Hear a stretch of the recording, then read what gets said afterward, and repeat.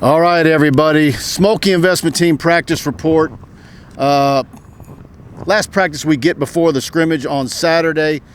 We're going to have some media availability after what's normally our spring game. And, of course, we're out there for our usual 20 minutes this morning. A lot of footage in 4K coming your way right here on LSU Tigers on Tiger Bait. Mike Scarborough here with Buddy Songy. What'd you see, buddy? Good morning, everybody. Beautiful day out here. Once again, if you're coming out here, they're going to open up the gates relatively early. 10:30, they'll start going through the warm-ups. I think they'll start the scrimmage about 11:05, so get out here before 11.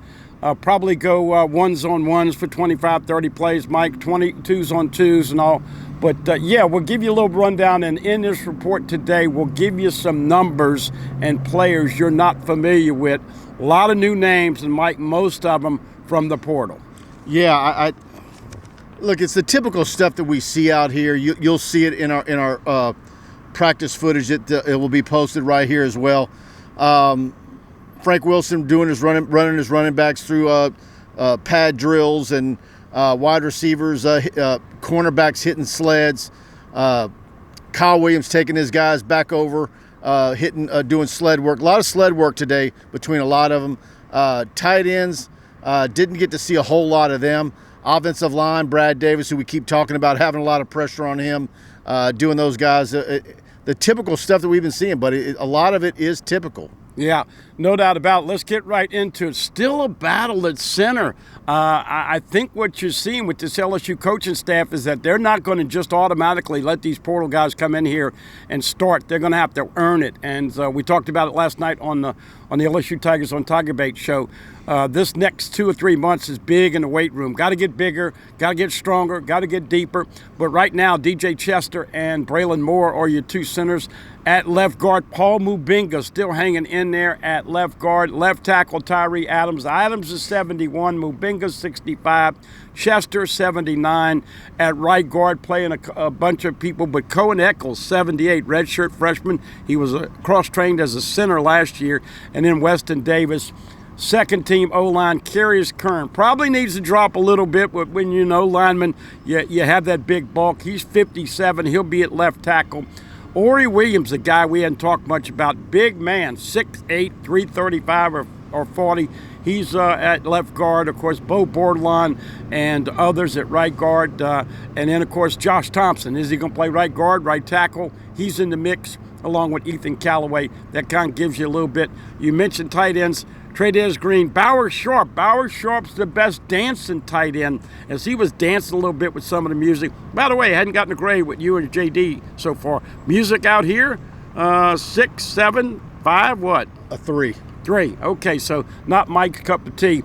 But you'll see plenty of 12 personnel, which is 2 tight ends on the field at the same time. 14 and 10. I can't wait to see them this fall, what they do as far as utilizing those special talents each one of those guys has. Jacobian Guillory, watched him out there when Kyle Williams was putting his guys through sled drills. We don't know the names of what these drills are, but the one where they're down on the ground, they have to lift up and then hit the sled. He stays out of that one, and then he moves on to the next one. But it's good to see him out there in full pads and doing the straight ahead work. And that's got to make him really way ahead of schedule. So,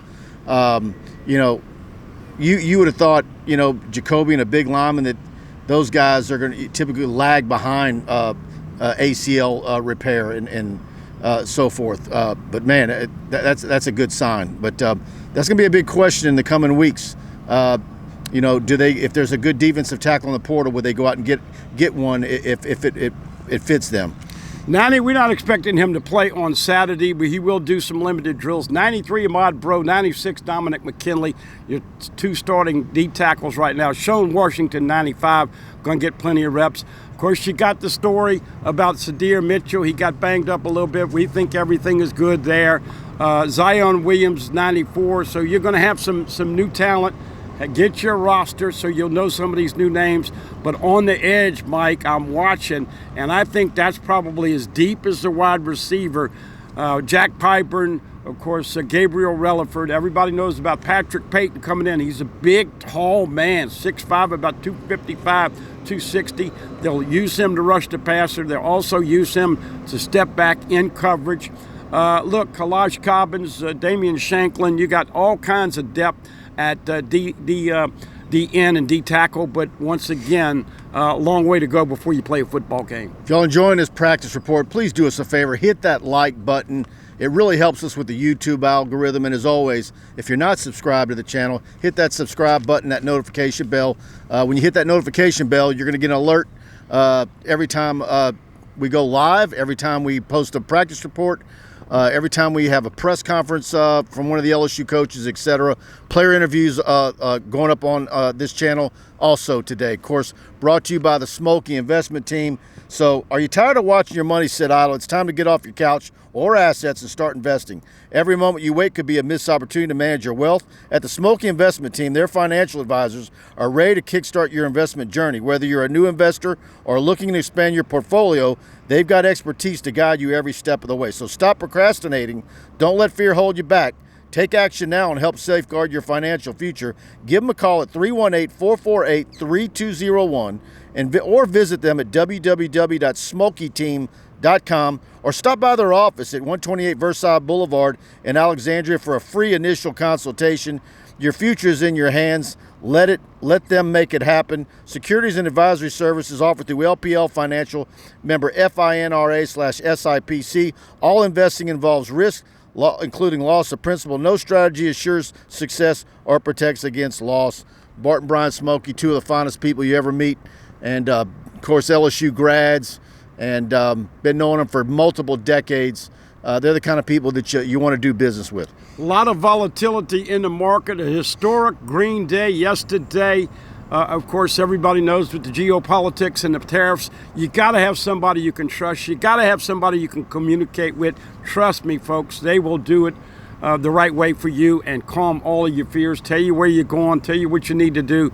Nobody better than Bart and Brian. And, of course, Mike, you are on their show every Monday, right? Yeah, Tiger Talk, KZMZ, 96.9 in Alexandria. Got a big, wide signal there. You can hear that all throughout central Louisiana, all the way down to Lafayette. And great LSU show called Tiger Talk from 4 to 6 every Monday. Yeah. Hey, I missed Jamari Butler back on the edge rushers 12. You're going to see so many new players. You're going to need to know these numbers. We hadn't talked a lot about the linebackers. Everybody knows that Whit Weeks and Harold Perkins is out. Wes Weeks has had a good camp. Tylen Singleton's had a good camp. Devon Keys, C.J. Ross, all those guys you're going to see. Keys, of course, is 42. Singleton is 46. Ross is 30. Wes Weeks is 33. Then you get back into the DBs. I still am ready to say Mansour Delane, number 4, coming over for Virginia Tech, is going to be one of the starting corners. Is it going to be Ashton Stamps, number 1? Is it going to be DJ Pickett, number 3? Or is it going to be Jakeem Jackson, number 8? You'll all see all those 4 corners. And then the 2 little guys, P.J. Woodland and Michael Turner II. They have they're 11 and 21. Woodland played a little bit. They'll get some, and then, of course, don't forget about Wallace, as we know that we met his daddy out here. And Wallace Foster the 4th. I wanted to make sure. With some of them are juniors, some of them are the 3rd, but Wallace Foster the 4th. Let's get to the area that you and I both have concern, and this is something that we talk about. What are you seeing at safety? Toviano is not a great cover guy at safety, but he's a good tackler. Deshaun Spears has got to be a better tackler. Tamarcus Cooley, Jordan Gilbert is out. Joel Rogers, give me your assessment of safety play so yeah, far I mean, in this camp. it's you know, when you Spears is the guy that, you know, coming out of high school, it's just like, man, he was a can't miss.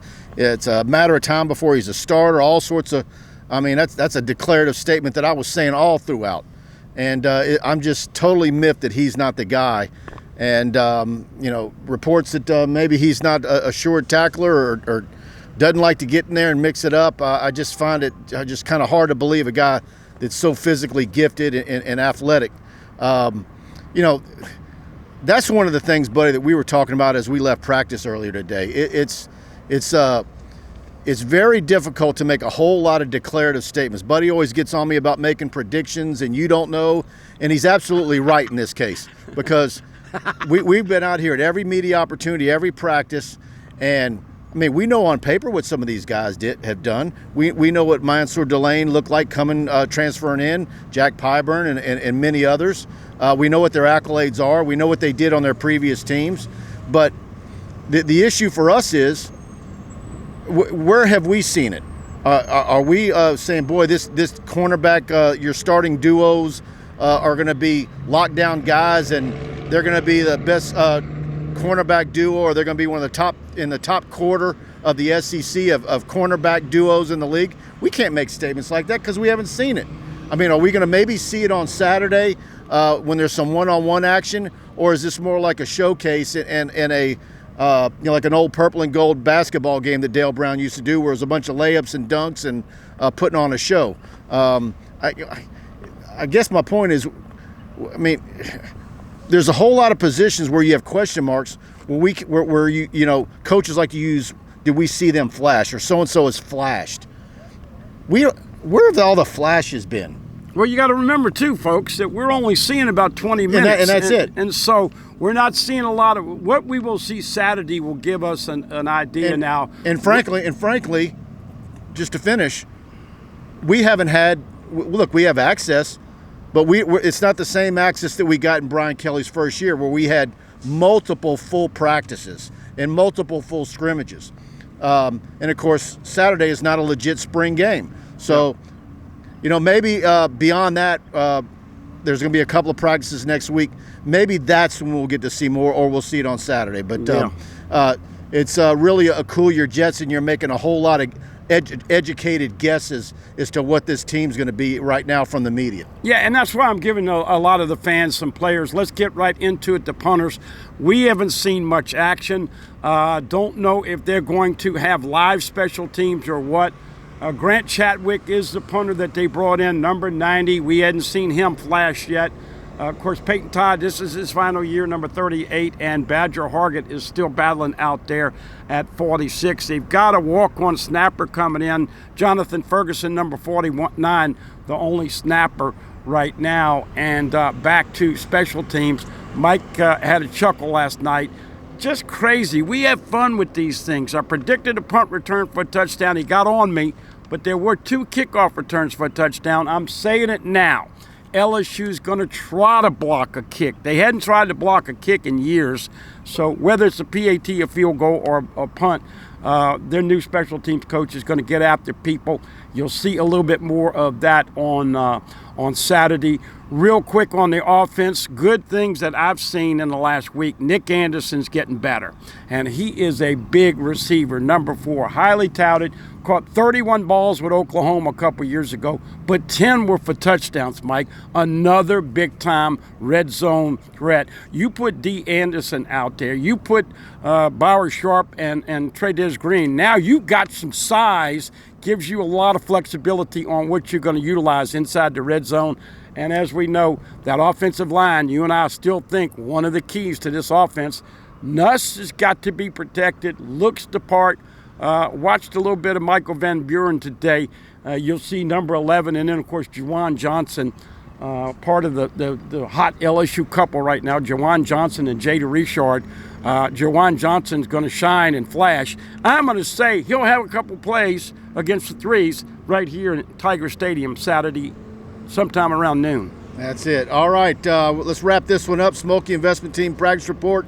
Again, hit the like button if you enjoyed it, and very much appreciate you doing that. Hit the subscribe button. I'm looking at our analytics. We still are like at 50% of the people that watch these videos are subscribed. Another 50% aren't. Hit that subscribe button, and we've got a lot of great content coming your way. A lot of great content on tigerbait.com. Got a baseball analysis coming up later today, and more recruiting updates. And go to Tiger Bait, subscribe for $1. Try us out for a week. You'll really enjoy our premium content. And I'm on the message board day and night. You put Mike question, and I'm going to get to you as soon as possible. Hey, man, the spicy tidbit wrapping up. Don't forget baseball on the road this weekend. All the games on the SEC Network. Plus, where flavor and spice really do say it all. Can those Tigers go over there and beat Auburn 2 out of 3? 6 on Friday night, 6 on Saturday, and 2 o'clock on Sunday. LSU 10-2 right now in the league. I think that after the Texas debacle, losing that Saturday game and losing 2 out of 3, sweeping the last 2 weekends. And as we know, we've been juggling it. Softball still going great guns. Gymnastics off, but back at it a week from today.